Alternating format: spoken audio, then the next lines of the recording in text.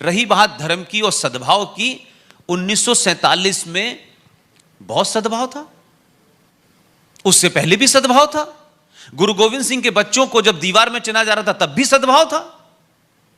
तो सद्भाव दो उन लोगों में हो सकता है जिसमें सोच एक हो, लेकिन जिस किताब की फिलॉसफी ये कहती हो, जिस किताब की आयत ये कहती हो, सूरा नंबर 9 आयत नंबर 5, कि जो तुम्हारे अल्लाह को नहीं मानता उसका कत्ल जस्टिफाई है, फिर सद्भाव नहीं हो सकता।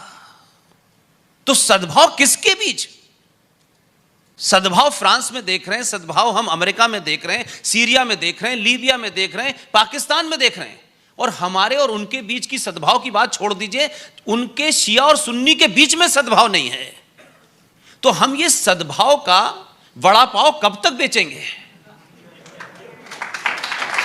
सद्भाव अच्छी बात है, दुनिया में हर आदमी पीस चाहता है, ह्यूमन टेंडेंसी है, वो पीस चाहती है, लेकिन पीस की स्पेलिंग डिफाइन होनी चाहिए। इसलिए यह नहीं हो सकता एक तरफा। लिहाजा हमारे यहां नैरेटिव कहा गया कि देखिए साहब, भारत का विभाजन धर्म के आधार पर हुआ था।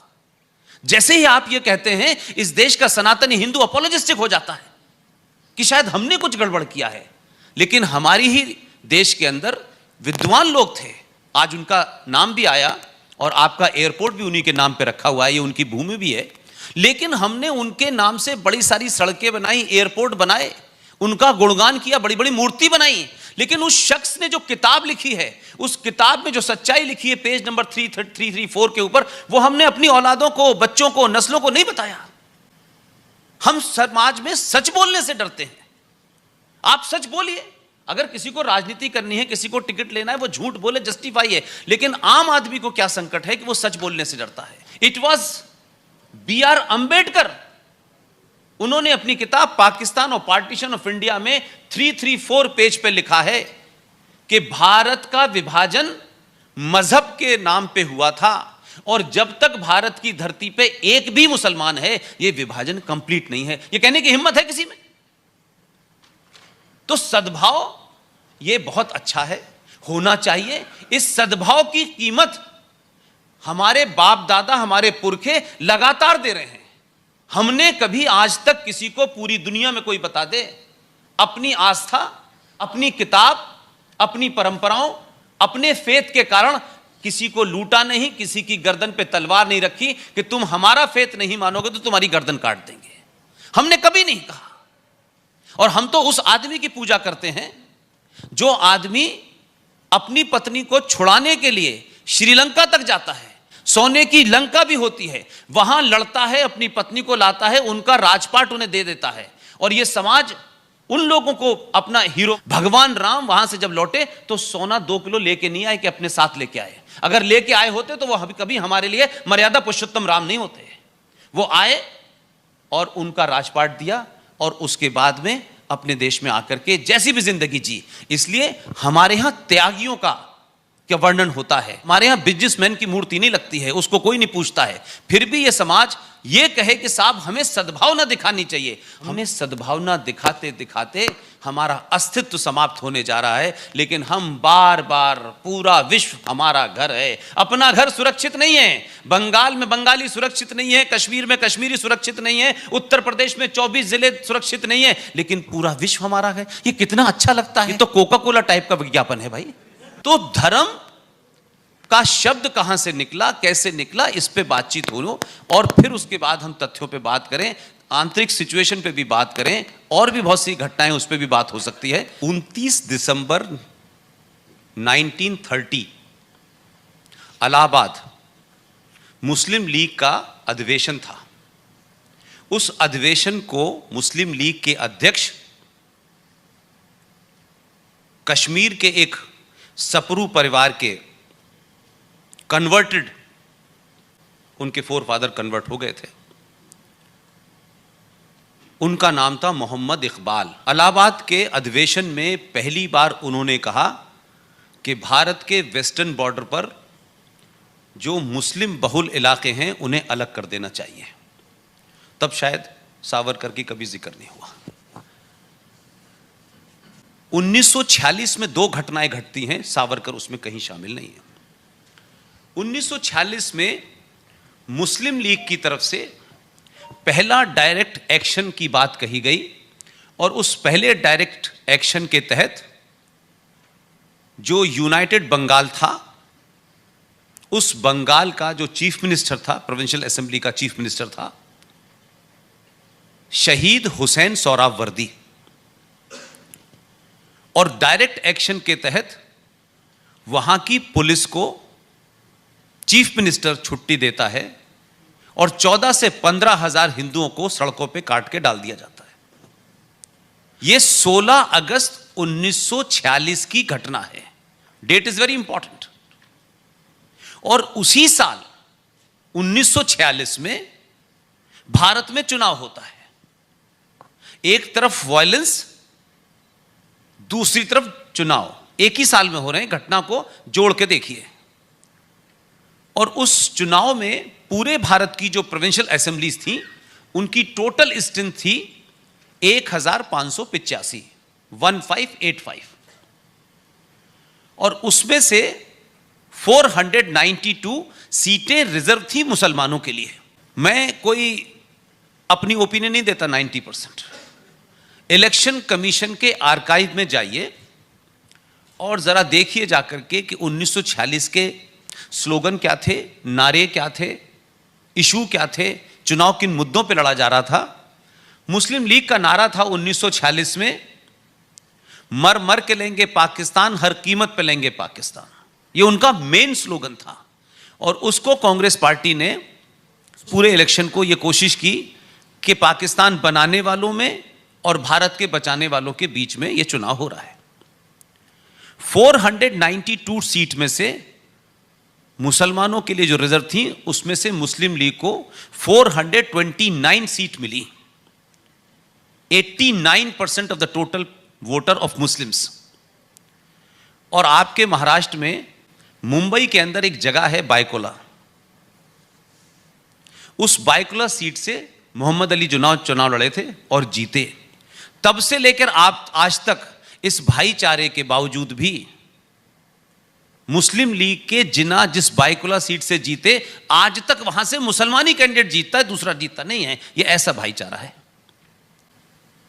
और आप देखें कि मात्र 16 अगस्त 1946 को डायरेक्ट एक्शन होता है, चुनाव होते हैं, चुनाव का रिजल्ट आ जाता है और एक साल के बाद उसी तर्ज पर, जिस तर्ज पर डायरेक्ट एक्शन हुआ, उसी तर्ज पर भारत का विभाजन हुआ।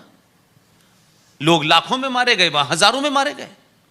तो उस वक्त भी कहीं सावरकर नहीं थे।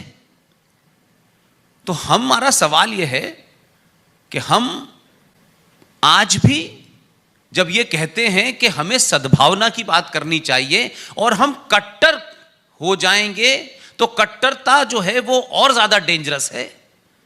तो 47 में तो हम कट्टर नहीं थे। गुरु गोविंद सिंह के बच्चों को जब चढ़ाया जा रहा था तो कौन कट्टर था? जब लाल किले के सामने मीना बाजार पर हिंदू महिलाओं को नंगा करके उनकी बोली लगाई जा रही थी तो कौन कट्टर था? तो फ्रांस में कट्टरता किसने फैलाई है? हमने फैलाई है। इंग्लैंड में किसने फैलाई है? बांग्लादेश में किसने फैलाई है? श्रीलंका में बम कौन फेंक रहा है? एक घटना बता दीजिए भारत के अंदर और भारत के बाहर कि कभी कोई अपनी किताब से, अपनी आस्थाओं से, अपनी परंपराओं से, अपने सरोकारों से किसी ने अपने सीने पे बम बांध करके मस्जिद पे घुस गया हो? एक बता दीजिए।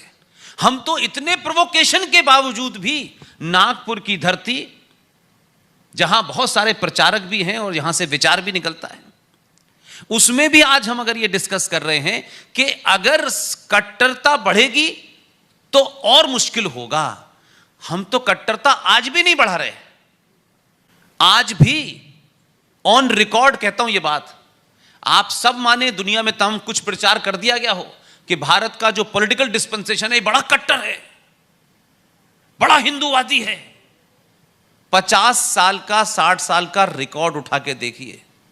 पिछले 7 साल में जितनी योजनाएं, जितना पैसा मुसलमानों को भारत के संविधान को रौंदते हुए दिया जा रहा है, उतनी सेकुलर सरकारों ने भी नहीं दिया। कट्टरता कहां बढ़ रही है?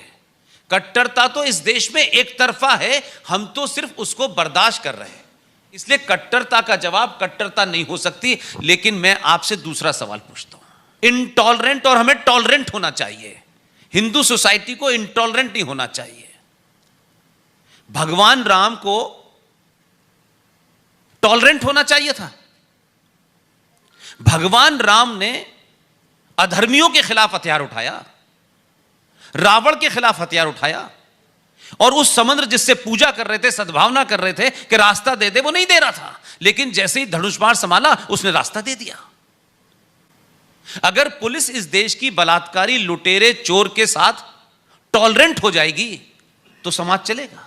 तो जो समाज में आताताई हैं, जिहादी हैं, लफंगे हैं, गुंडे हैं, बलात्कारी हैं, डकैत हैं, उनके साथ में आपको हथियार से ही बात करनी होगी। उनके साथ में रामायण के मंत्र पढ़ने से सद्भावना नहीं क्रिएट होने वाली है।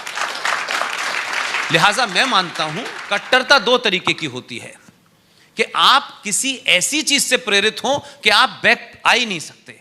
हमारा कोई ग्रंथ, कोई किताब ने आज तक किसी को कहा हो कि आप किसी पे कब्जा कीजिए। हमारा इतिहास में हमने किसी पे हमला नहीं किया, वहां की औरतों को लूट के लाए नहीं। हमारी किताब कहीं से यह नहीं कहती कि औरतों का भी हिस्सा बांट होगा, माले गनीमत हमारे यहां नहीं पढ़ाया जाता। इसलिए दो चीजों को फर्क समझिए। उनकी फिलॉसफी है और उस किताब के अलावा वो कुछ मान नहीं सकते। फ्रांस में भी गर्दन कटती है, इंग्लैंड में भी मारा जाता है, और आप श्रीलंका में भी बम धमाका करते हैं। और ये बात आज की नहीं है, क्योंकि उसकी उस फिलॉसफी के बारे में अभी भी हमारे देश में लोग उसको क्या समझते हैं, जैसे हिंदुओं की एक समस्या है, दिवाली मनाना, होली मनाना हिंदुइज्म है। हम समझते हैं हमने ये मना लिया, हम हिंदू हैं, हमारा नाम हिंदू है, हिंदू हैं, इसलिए हम कंफ्यूज हैं। लिहाजा एक झूठ बोला गया जो इस्लामिक एकेडमिक पॉइंट से गलत है। कहा गया कि साहब ये जो मस्जिद है और मंदिर है ये सब बराबर है, ये सब बराबर है। ये बराबर नहीं हो सकते। इस्लाम के अंदर मस्जिद का कंसेप्ट नहीं है। मस्जिद उनके लिए सेक्रेड प्लेस नहीं है। इसलिए मस्जिद से जब कश्मीर में मस्जिदों के अंदर हथियार रख करके नारे लगाए गए कि ए काफिरों, ए हिंदुओं, तुम कश्मीर को छोड़ो और कश्मीर में रहना है तो ला इलाहा कहना होगा, ये मस्जिद से नारे लगे, उसी मस्जिद से गोली चली, उसी मस्जिद से सीआरपीएफ पे हमला हुआ। लेकिन हिंदुस्तान के प्यारे, भोले भाले, शरीफ, पीसफुल मुसलमानों ने कभी उस मस्जिद के मौलवी के खिलाफ फतवा जारी किया? इसलिए उनकी फिलॉसफी में वो किताब है जिसको नहीं मानेंगे तो उनके यहां मार दिए जाएंगे। इसलिए हमारे यहां औरंगजेब की हिस्ट्री पढ़ाई गई, शिवाजी की पढ़ाई गई। हमारे यहां यह तो बताया गया कि देखिए साहब, घूंघट कितनी बुरी प्रथा थी, सती कितनी बुरी प्रथा थी, लेकिन किसी ने यह पढ़ाया कि घूंघट, सती बहुत बुरी प्रथा थी, लेकिन बुर्खा क्या था, अच्छी प्रथा थी। तो बुर्खे के बारे में किसी ने क्यों नहीं मुहिम चलाई? और हमारे यहां नैरेटिव ही गलत क्रिएट किया गया कि हमारे मजहब, हमारी मान्यताओं का हिस्सा घूंघट कभी नहीं थी।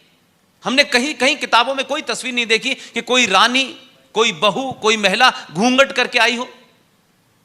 अरे आताताई जिहादियों की आंखों में हवस थी, उससे बचने के लिए औरतों ने घूंघट कर लिया। युद्ध में पकड़े जाने के बाद उस हरम का हिस्सा बनने से ज्यादा अच्छा उन्होंने समझा कि हम आत्महत्या कर लें, सती कर लें, इसलिए वो हो गए। इसलिए नैरेटिव गलत है मेरे भाई। लिहाजा हम कट्टर नहीं हो रहे। हम चाहते हैं हिंदू सनातनी समाज अपने झूठ को बाहर निकाले, सच को पढ़े, और जब आप सच पढ़ने लगेंगे तो सच जीने लगेंगे, तो फिर इस देश में करोड़ों आरएसएन सिंह, जीडी बख्शी, पवन सिन्हा, ललित अंबरदार, सुशील पंडित पैदा होंगे। और अपने अंदर से लालच और डर को निकाल दीजिए। जो आदमी में लालच होता है वही डरता है, वही कायर होता है, वही समझौतों के रास्ते ढूंढता है, वो लड़ता नहीं।